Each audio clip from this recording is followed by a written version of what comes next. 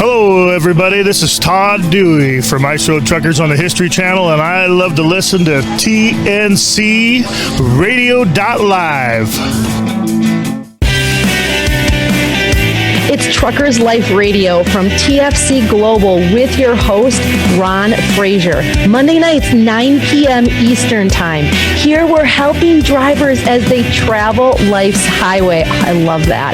The spiritual side, drivers face a lot out on the road. Truckers Life Radio digs in on the spiritual and moral questions that drivers face on a daily basis. You don't want to miss it. Every Monday night at 9 p.m. Eastern.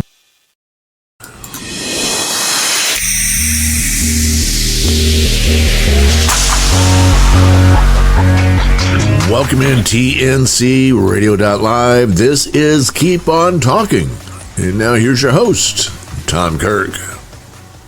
Good evening, everyone. Welcome to the Counter of Knowledge, where the coffee's hot, the conversation's even hotter, and the apple pie, it's pretty good tonight. So grab on up, pull a chair on up to the counter as we gather here around the Counter of Knowledge.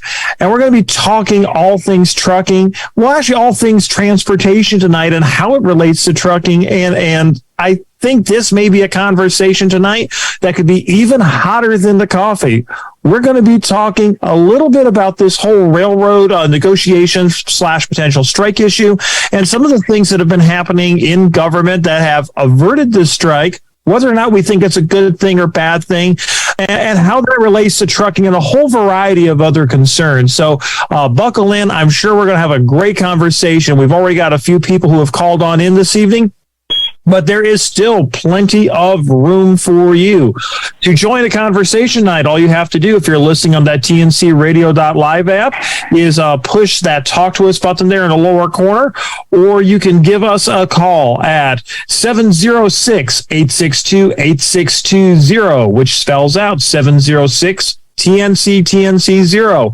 So we hope you join this conversation tonight, and we're going to get started. And we've got Lee and Lisa Schmidt here, as well as Bruce Richards and Christine Gray, some of our regulars, and some of our hopefully becoming regulars here in the future. I'm going to kind of start off with you, Lisa and Lee. I know you've got some opinions on this. I've been doing some social media postings. Well, before we get into that real quick, let me give everybody a quick background in case they don't know. The railroad unions have been without a contract for a number of years, and they've been negotiating partly for higher pay, but also for better benefits, particularly in regards to having a more predictable work week so they're not always on call and they can actually plan a bit of a life with their families, but also something along the lines of sick time or pay time off so that if they do get ill, whether it's from COVID or something else, they have the ability to take some time off and still have some income. And they had gotten a lot of their pay and a lot of their other issues, but they hadn't gotten anything specifically in regards to some of the more predictable schedules and the PTO. Several of the unions had went ahead and accepted it, but a couple hadn't, and they were in the process of doing some more negotiation before a December 9th deadline. However, Congress moved in and said, you know what? You're going to take this contract. You're going to like it. You're going to love it. We say you are. And we're going to make it so legally you're not allowed to strike. And needless to say, that's caused some debates in transportation circles. So, Lee, I'm going to start off with you. What are some of your thoughts tonight on this? Well, I think they should strike. I don't think the government has any right to come in. I don't agree with unions myself. But this is what this is supposed to happen. They have the right to strike. The government doesn't have the right to intervene and tell them they have to go to work. I want them to stand up. This is what you pay your dues for. I want them to say no until we get what we want because of the circumstances. We're going on strike, and you can't force me to work. I preach that. Nobody can force anybody to work. They just walk away. You can't do anything to them. So.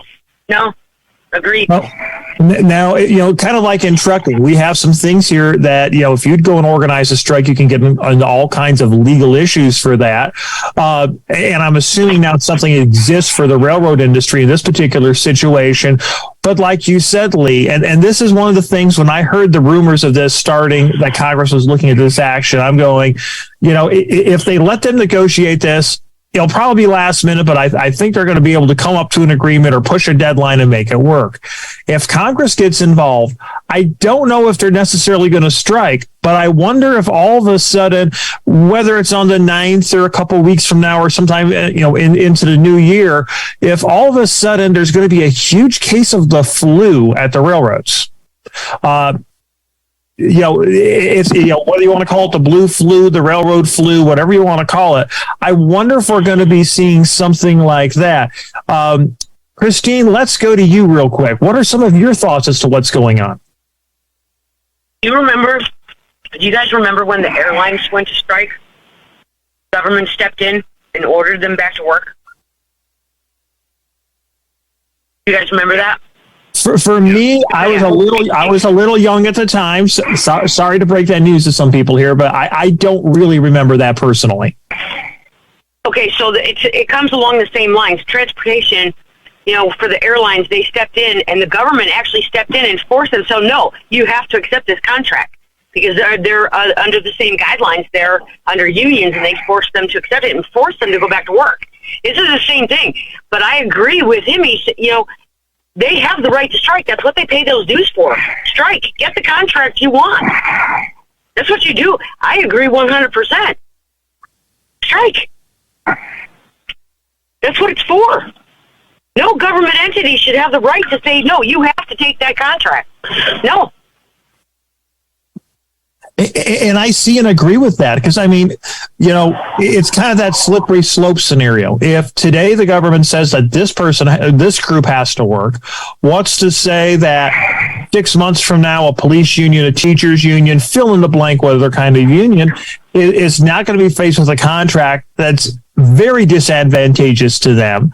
And now all of a sudden this is, well, you're essential employees. We're going to say you now have to accept this and work. It undermines the right for bargaining, but I also think, the railroads to some extent have put themselves into the position through the cuts of various jobs, through reducing train crews, through trying to maximize profits by reducing the number of employees. They've put themselves into a difficult position where they have trouble covering all the shifts and things like that. So I think to some extent the railroads have themselves to blame for the position they're in. And I also think that the unions have to be careful that they don't overplay their hand. I don't think they are. But we've seen this before where unions sometimes ask for too much. It's like Congress seems to think we're going to throw you more money and that's going to solve this whole problem, instead of giving you what you really wanted, which was predictable home time and pay time off and some other benefits like that. Bruce, what are some of your thoughts as to this topic? I remember when she was talking to air traffic controllers when Ronald Reagan was in office. Yep. And this goes back to James Hoffa. Y'all remember, for deregulation, one man shut down the country because the union was that strong. Yep. And they stopped it. Now, air traffic controllers came around. You're not going to stop country from flying. Not because we count on things getting to and from by air, FedEx, the Postal Service. Okay? So that goes into play. Now you come with the railroad. Same thing. The government moves military equipment by rail.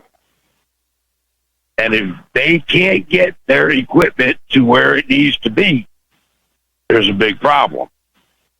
Now, you're talking about Homeland Security, the military.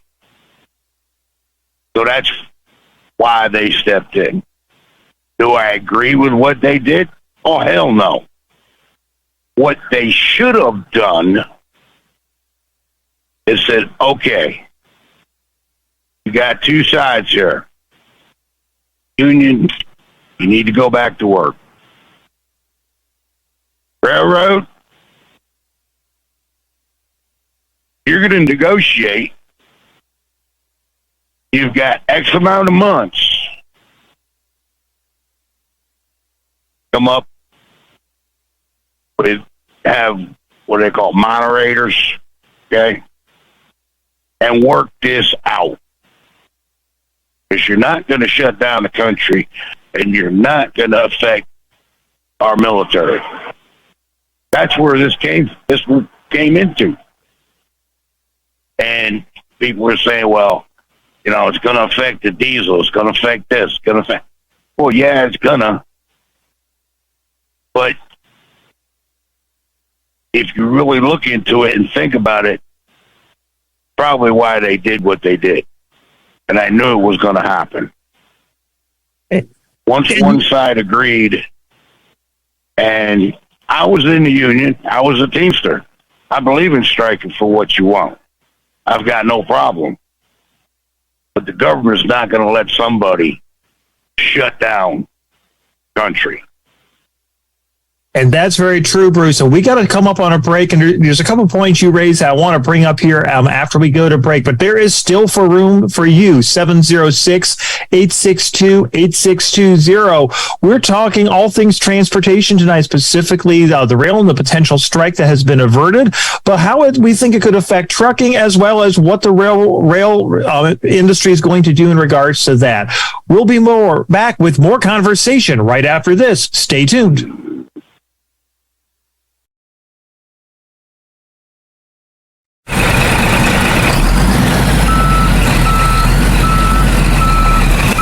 I'm Ron Samuels. We put it in reverse gear so you can enjoy the history of popular music and hear the soundtrack of life Wednesdays at 8 Eastern and 7 Central, right after the train station on tncradio.live. 8 fun facts about truckers. It may be likely that when asked about your driving career and what all it involves, you're able to rattle off some answers like far from home, little sleep, heavy loads, big rigs, lots of waiting, gas stops and rest stops. But there is so much more to the freight industry that you should appreciate yourself for. Number 1, and so it began. A German-American blacksmith named Charles Fruoff invented the first tractor-trailer back in 1914. He needed a way to transport his boat. Number 2, now hiring.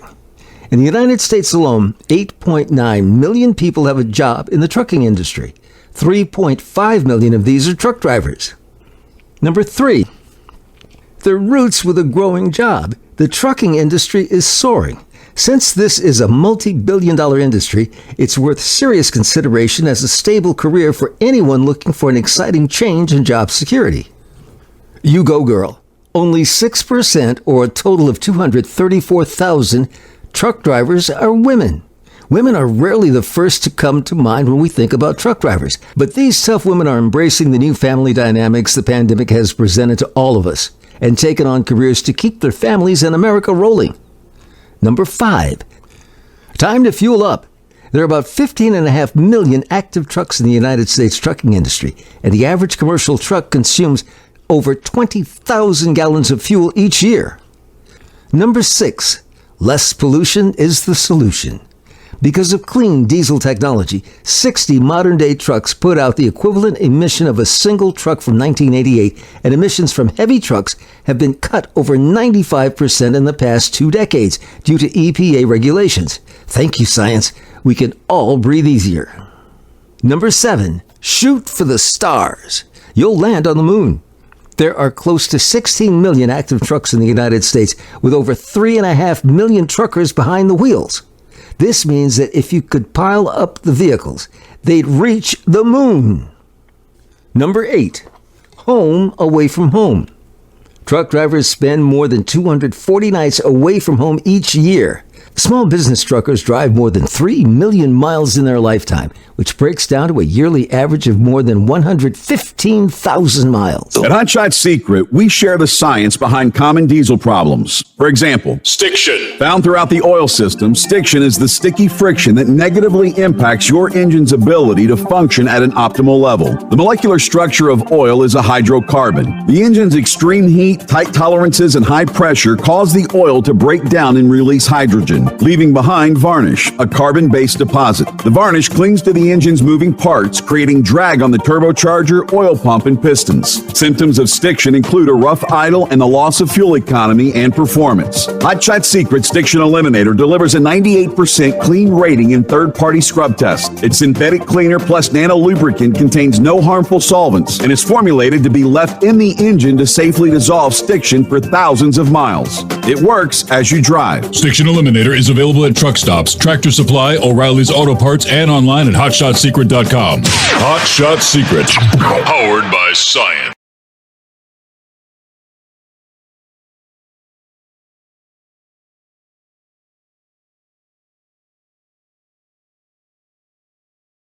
Back to the counter of knowledge tonight as we're discussing all things transportation, specifically some of the discussions around the controversy, or maybe controversy is a little bit too strong a word, but around the situation around Congress interfering to prevent a rail strike. A few things I want to clarify. There was currently a contract in play. I misspoke there during that last segment. But they had been threatening a strike earlier in the year, and they were supposed to be working through mediators and arbitrators and things like that, and had reached a point where the vast majority of the railroad unions had went and accepted a contract. There was 4 holdouts who wanted more. There was still some additional negotiations going on. And basically, it was reaching a point where I think Bruce was right. There was concerns about military loads. There was also concerns about the hazmat materials that are hauled on rail, where they have to shut things down approximately a week. They said it takes about 5-6 days to get everything secure off the rails. So if the strike deadline was the 9th, they'd have to have started sometime last week around the 3rd or the 4th to make sure everything was shut down and secure. So it was a situation where some decisions did have to be made there. Did they make the right call? Did they make not? That's some of the things we're discussing there tonight.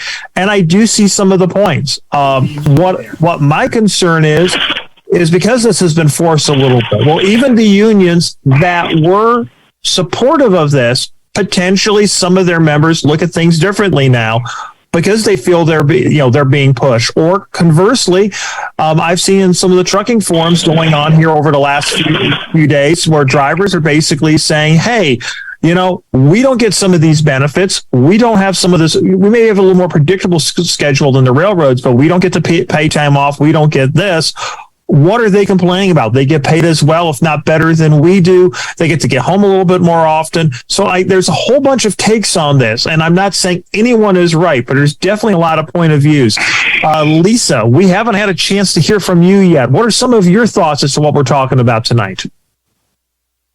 When you talk about the public forums, there's a lot of drivers out there that are also saying, look, they have a union, we should have a union.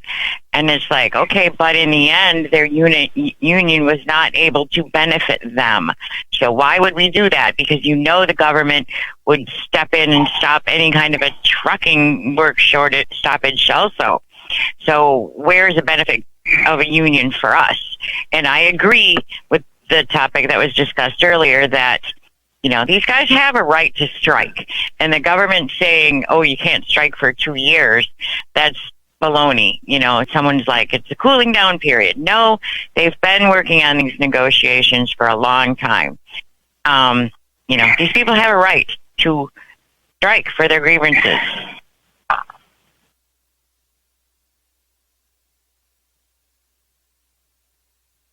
And I think we may have temporarily lost Lisa there.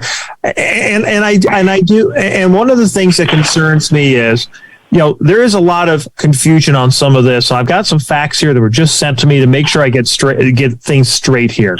There are 12 nationwide railroad unions that represent over 100,000 employees. 8 union has ratified the contract. 4 rejected it. And basically, Congress said, hey, you know what? Majority rules. The 4 of you need to agree to the contract that everyone else did. And this basically was put into law on December the 2nd. They're going to be seeing some significant pay raises. Most of the employees will be getting at least $11,000, if not more than that, in immediate payouts with additional raises. So there's a lot of benefits there. There will be some healthcare adjustments and some other things as well. But in short, they are definitely getting quite a bit of an improvement over some of the things that were there. But at the end of the day, how is it, can 4 unions hold up all the other agreements, for everybody else? I think that's an interesting thing when you've got a situation here where the vast majority of the railroad unions are saying, hey, let's go ahead. This is working for us. Let's move forwards. But 4 is basically going to shut down the entire industry. It's kind of an interesting situation. Hey, Bruce, let's go to you and get some more thoughts, and then we'll see if we've got Lisa back. Okay. It was basically the same thing as the Teamsters for the LTL carriers. They had different conferences. And I remember every time we went for a contract, they called it the National Master Freight Contract, which covered all Teamsters. Now, within that, you had each sections had supplement parts of the contract. I remember quite a few times we agreed on a contract, but Eastern section needed to work on their supplements of what your area was negotiating. So basically what I see in this is basically the same thing. You got one union that covers all of them, but within that one union, you got 12 different sections. And I agree. You get, when it comes down to something like this, you got 4 out of 12. And I agree. I understand you don't cross a picket line. So the government was stuck. They actually pushed them up against the wall and made them decide what they needed to do. As bad as it is, I really don't see where they had a chance. They had a choice, because you can't not keep the country safe, and that's basically what they were trying to do.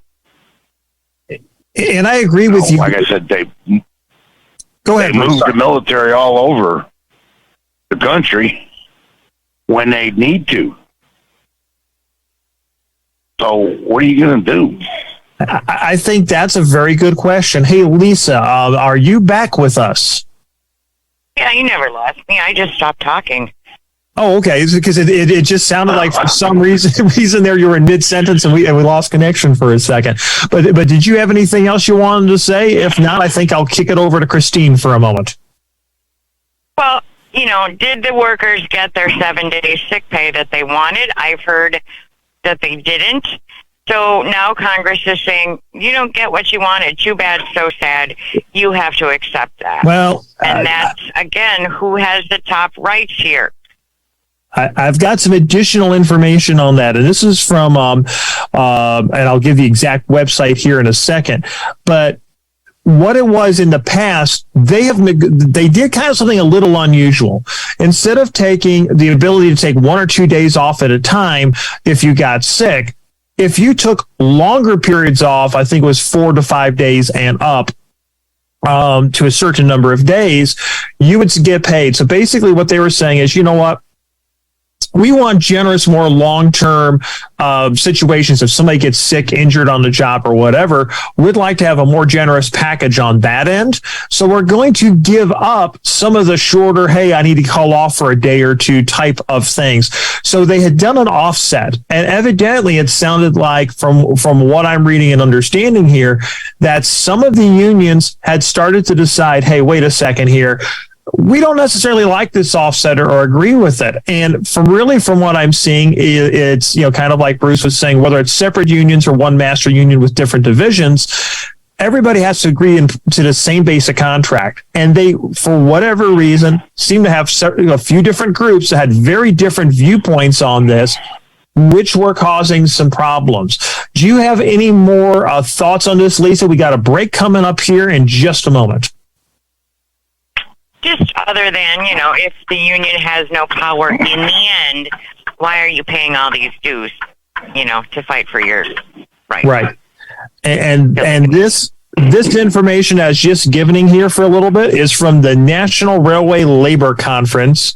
It's raillaborfacts.org if you'd like to look some of that information up for yourself. But we've got a break coming up here, and we're going to be back with more conversation right after that. If you'd like to join, 706-862-8620 is the number you would call. We're discussing labor tonight, and specifically in regards to the rail unions and some of the things that have been going on there. We'll be back with more right after this. Stay tuned.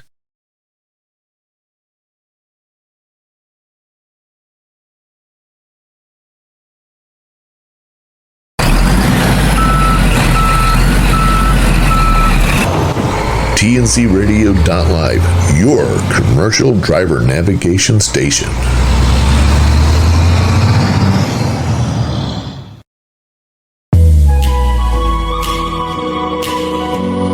Hi, I'm Dr. Christopher Cortman, and now for the Mental Health Minute. Some time ago, I was having dinner with friends and noted that one of the gentlemen at the table kept bringing the conversation back to one of his big victories. And every time we would move on to something else, he would find another reason to bring things back to the time he succeeded so much. And it occurred to me that he wasn't happy unless all of the attention and all the focus was on him. There's a word we're throwing around an awful lot today in popular culture called narcissism. And the question is, are you a narcissist? Are you in love with a narcissist? What is a narcissist? Well, a narcissist is someone that goes all the way back to Greek mythology, where someone named Narcissus was always looking at his reflection in the water. A pretty self-absorbed dude. But there are characteristics of a narcissistic personality disorder that we should all know. For instance, a narcissist thinks that they're above the law, above the rules. Those things don't pertain to me. I can come in late if I want to, or I could go right to the front of the line. Don't have to wait. After all, I'm a surgeon. A narcissist also has very little sympathy or empathy for others. There's just not a lot of thought, not a lot of feeling extended to other people. And again, a lot of boredom unless things are built around me. And they surround themselves with people who admire them, love them, worship them. And sometimes we find out in a relationship that two people are in love with the same person, the narcissist. So what do you do if you are a narcissist? Or what do you do if you're involved with a narcissist? I mean, can narcissists change? Well, I'm one of those psychologists that believe that just about anybody can change if they're invested in making changes. Most narcissists don't show up for treatment because they think the world should change. The world's unfair to them. They don't see that the problem is deeply embedded in their own personality. But yeah, it can be changed. One has to change their way of how they think of other people. And they have to change their way of how they think about the world, and they have to change the way they think about themselves. But what if you're involved with a narcissist? Well, there's two basic options here. One is to accept that you're involved with a narcissist and that they're going to continue to be like this, and maybe it's not a good idea to stay in that relationship because you're not getting a lot of love or care yourself. But the other one is to insist, because they're a narcissist, that they get some help and make some changes, or else you'll be moving on and looking to be involved with someone who has the capacity and the willingness to care about you.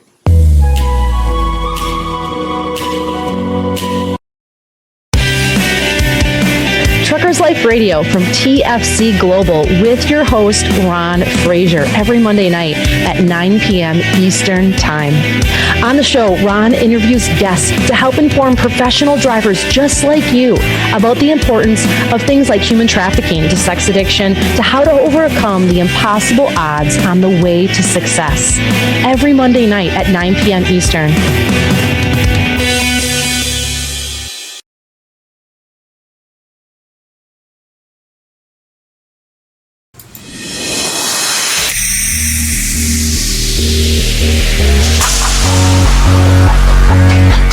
Welcome back in TNC Radio.live. This is Keep On Talking. And here's Tom Kirk. Hey, thank you very much, Tom. We've been having kind of a bit of a discussion here on air and even a little bit off air about the situation with the railroad unions where Congress basically said, hey, you're going to accept this agreement. That's maybe a little bit of an oversimplification. As we've discussed some of these things, there is a history going back in this. Back in 1926, for a variety of reasons, Congress basically said, hey, rail's such an essential part of our economy.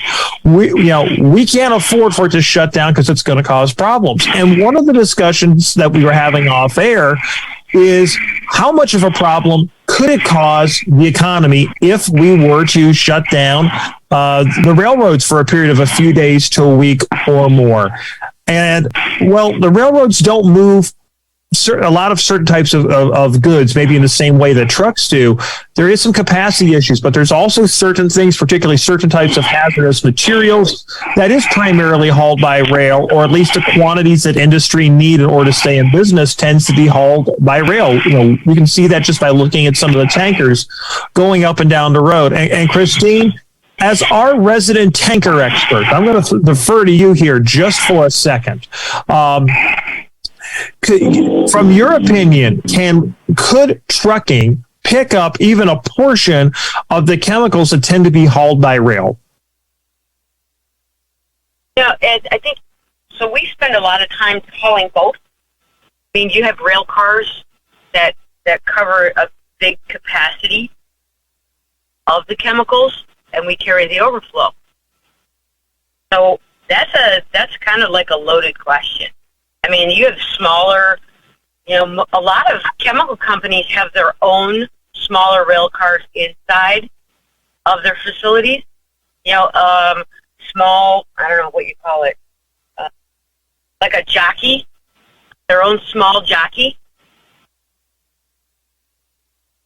I think I see what you're saying, yeah. So they move around their own tanker cars inside a facility. Now, yes, do they move them across country? Sure. Capacity-wise, we have a small one that runs there's a small rail company that moves from Louisville to Paducah. I don't know how many of the smaller ones that move around. You're talking about the major unions. I don't know the capacity for that, but I know there's smaller ones that move around them inside states. Right. I my understanding is, because a lot, and I wish I had Bill Waltrip here tonight who could clarify this for me. A lot of the rails, though, even if smaller companies do use them, are maintained or they have operating agreements with them, with the major ones, your BNSS, your Union Pacifics, etc.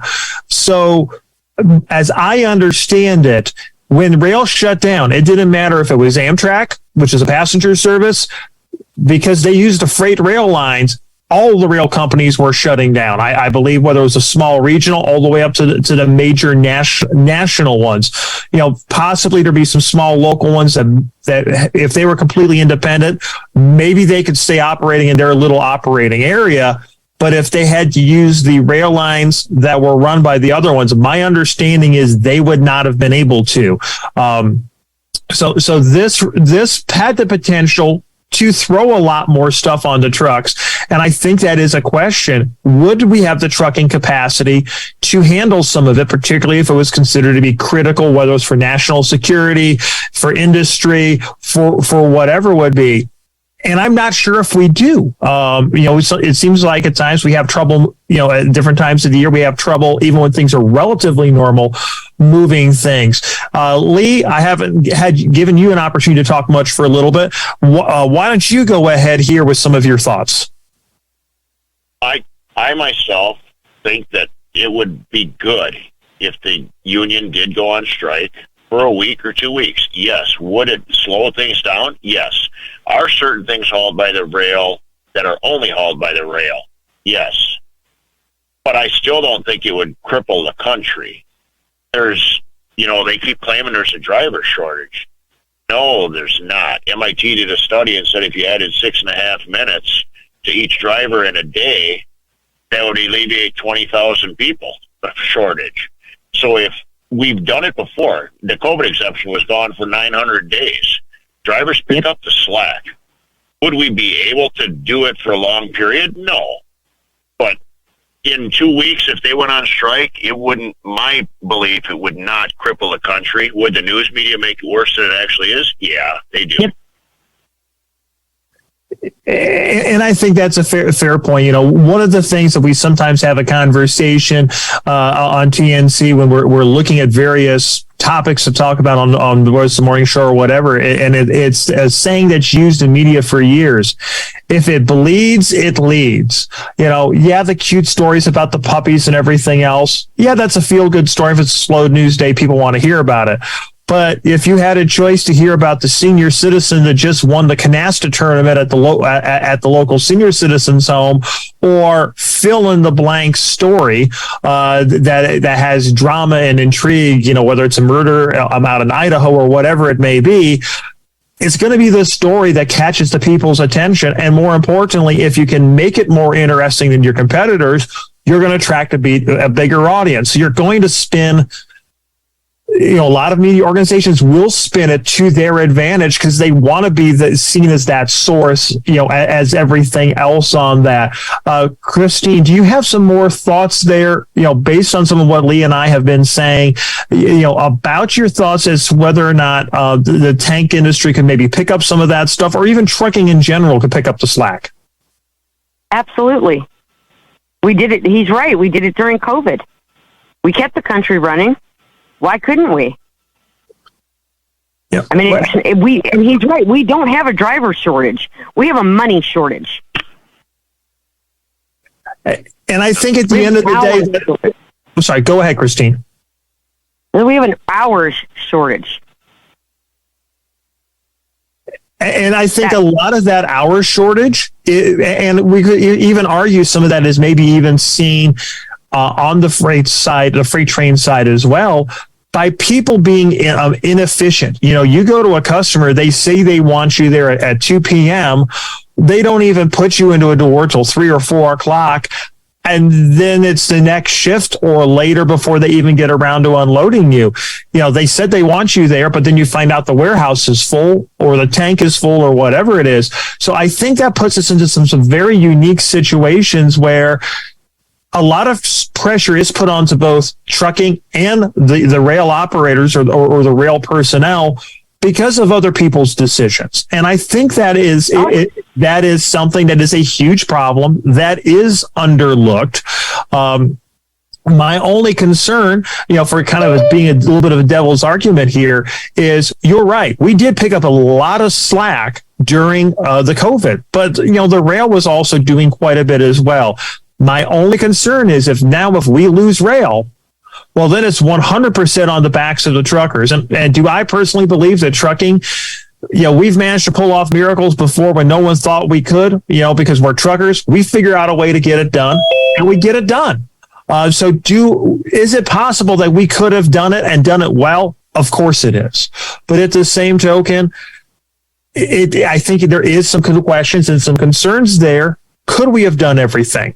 There's certain things that typically don't get moved by truck that get moved by rail. So there's a lot of questions, a lot of concerns, and I think that's valid. Hey, Bruce, we've got just a minute or two here before we go to a break. Do you have any thoughts? Who were you talking to? Me? Yes, you, Bruce. I'm sorry, I just heard a beep. I feel the same way. I mean, it wouldn't hurt. It would probably help us But we also, they said, there's going to be a diesel shortage. But if you really look into it, there wouldn't be a diesel shortage if they stopped shipping so much diesel overseas. Yep. And saying that we don't have enough. Well, we do if we stop taking care of the rest of the world. And I think that's a very interesting point and a very interesting argument. And you know what? We're going to continue that with what little bit of time we have left when we come back after the break. But we're coming up on another break.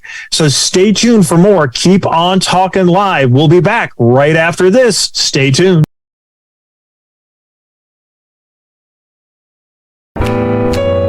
Hi, I'm Hope Savara. Join us every Monday on TNC Radio Live at 7 p.m. Eastern. It's Building Strong Minds. This blog on tncradio.live is brought to you by the Truckers Network at app.thetruckersnetwork.net. Common mental health issues truck drivers face. Every day the roads are full of heavy-duty trucks. Trucks are responsible for nearly 80% of America's freight. Being a truck driver is not an easy job, and it's not for everyone. Trucking can be hard on an individual, both physically and mentally. Suffering from mental health can put truck drivers in a dangerous situation. To safely operate a heavy-duty vehicle, drivers need to be physically and mentally healthy. Here are 4 common mental health issues that truck drivers face. Why mental health issues are common in truck drivers. Truck driving is a demanding job and can be very stressful at times. A stressful work environment leads to anxiety and depression. In addition to a stressful work environment, truck drivers spend a lot of time alone in their truck. Constantly being alone can affect one's mental health. Although many truck drivers suffer from mental health issues, some are afraid to get help because they fear losing their job. The Federal Motor Carrier Safety Administration, that's FMCSA, requires drivers to be in good health before receiving or renewing a commercial driver's license. The trucking industry is predominantly male. A study by RAHM states that men are less likely to get treatment for their mental health than women. It's important for drivers to take care of their mental health as much as their physical health. Common mental health issues in truck drivers. Depression. Depression is an illness that affects you mentally, physically, and emotionally. It's very common in the trucking industry. Being alone and away from friends and family contributes to depression. It's important to know the difference between feeling down and having depression. If you feel that you're experiencing depression, seek out help.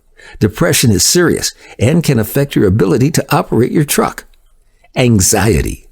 Because of how stressful trucking can be, anxiety is very common for drivers. This is especially true for new drivers. Many experienced drivers have reported having anxiety and panic attacks while on the road. It's important to know the difference between new driver anxiety and generalized anxiety. If you're often experiencing anxiety while working, take the necessary steps to get help. Chronic sleep disturbances. A good night's rest is crucial to truck drivers. Not having enough sleep can make it dangerous to operate a heavy-duty vehicle. Because of a truck driver's living and work situation, good sleep can be difficult. A NCBI study reports that 20 to 28.6% of truck drivers have an unspecified sleep disorder, and 27.5% of truck drivers are diagnosed with insomnia. Sleep is extremely important for your mental and physical health. If you're experiencing problems sleeping while trucking, consider seeking professional help. Loneliness. Truck drivers spend many days and weeks isolated in their truck. According to Business Insider, nearly a third of drivers say being alone is a significant issue affecting their mental health. This blog on tncradio.live has been brought to you by the Truckers Network at app.thetruckersnetwork.net. Catch Mind Your Trucking Business Thursday at 7 p.m. Eastern with James Rogers, Jamie Irvine, and Tom Kelly. They provide expert advice about starting, operating, and growing a professional trucking business. It's Mind Your Trucking Business on tncradio.live.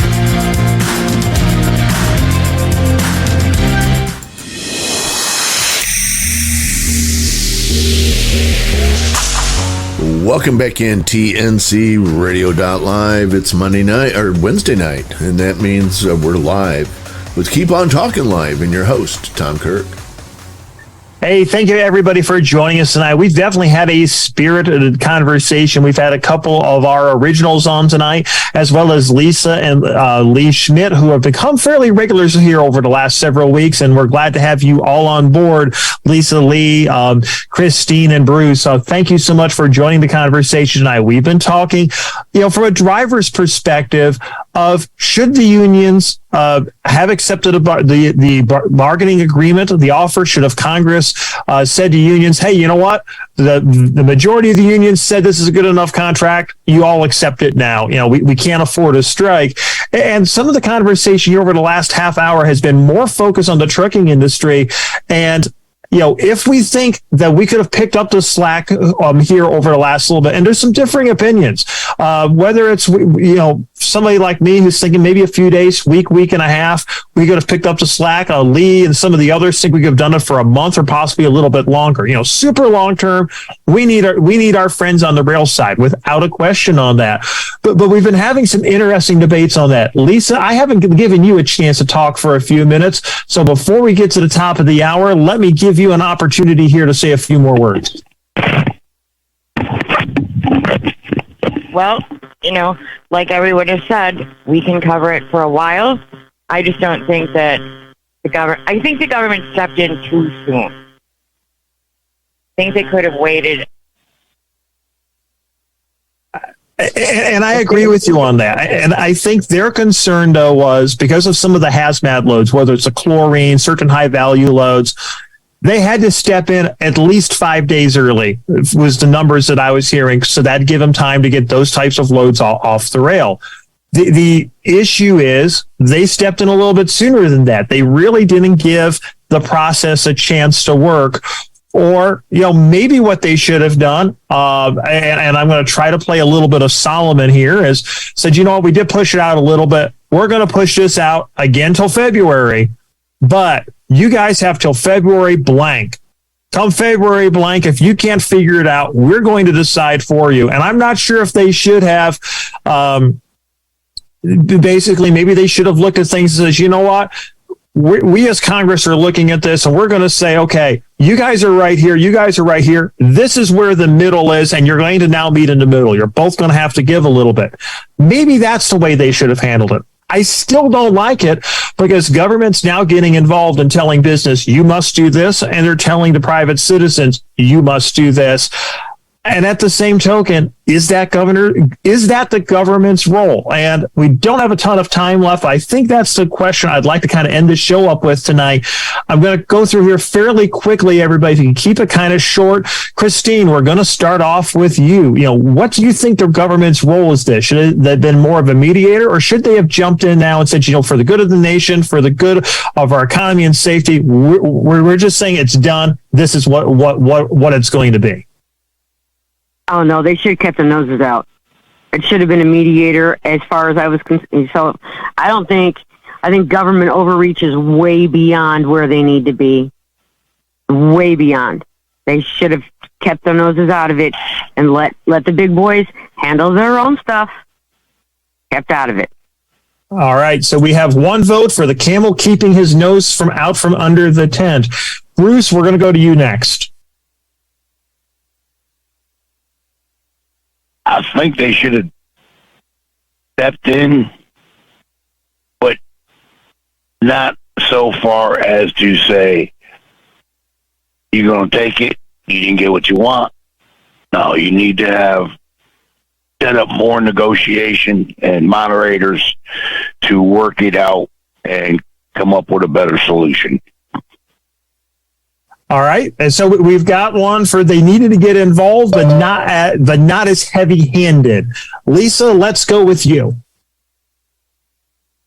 I agree with that. They should have kept it out of Congress and kept it with, the DOT working with a mediator and the unions, and worked it that way. I don't know all the behind the scenes that did happen. But that's where it should have been handled. It shouldn't have ever gotten to Congress. And I think that's right. I think at the end of the day, business is business. And for a lot of things, Congress should stay out of it, particularly in a situation like this. Lee, we got a little bit more time left. What are your thoughts? I think they should have stayed out of it. Let the union deal with it the way they do. And if they would have striked and the government would have stepped in, then the government should put pressure on the owners, BNSF, Southern Pacific, whoever, to work it out. They shouldn't have gone to rank and file and said, you're going to accept this and go back to work. And I think those are all very valid points. We've got just a couple more minutes left. The last question I'm going to ask is this for the evening before we kick it over to Larry and Angie for Taillights coming up next after this. And then following Larry and Angie at 8 Central Time will be Anderson and Banker with Clutch Time Sports. The question I kind of want to close it out with tonight is, if you've got 8 out of 4 unions saying that, yes, we think this is a good enough contract, and 4 saying no, is there a certain point where it should be majority rules? Everybody agrees. So should maybe the standard going forward be to say, if the vast majority of the unions say this is a good thing and it's only 1 or 2 or 3, possibly 4 unions saying no, you know what, we're going to go with the majority. Should we maybe move to something like that to keep government out, or should it be a unanimous decision? We've got about 4 minutes left, so I'm going to give each of you about a minute. Lee, we're going to start off with you. I think it should be a unanimous decision, because the way I understand it, one of the unions that was holding out was the union that fixes the rail. None of these people all make the same pay. They all might end up with the same benefits, but they don't have the same pay. So I think it should be unanimous. All right, fair enough. Lisa, your thoughts? Well, I'm of the mindset that everybody should have their own view and work it out in the union, because the people that didn't get their way, why have they paid union dues all this time for nothing when their decisions can all be overridden? Well, and I think the point I'm trying to make is, if we're looking at this as the big picture, and I'm not exactly sure of what the vote percentages broke down in terms of the overall, in terms of yes versus no, but if you look at it that, hey, the vast majority is saying yes, you're not going to make everybody happy. Maybe this is a situation where that is an option versus government intervention. Not saying it's a good option, saying it's an option.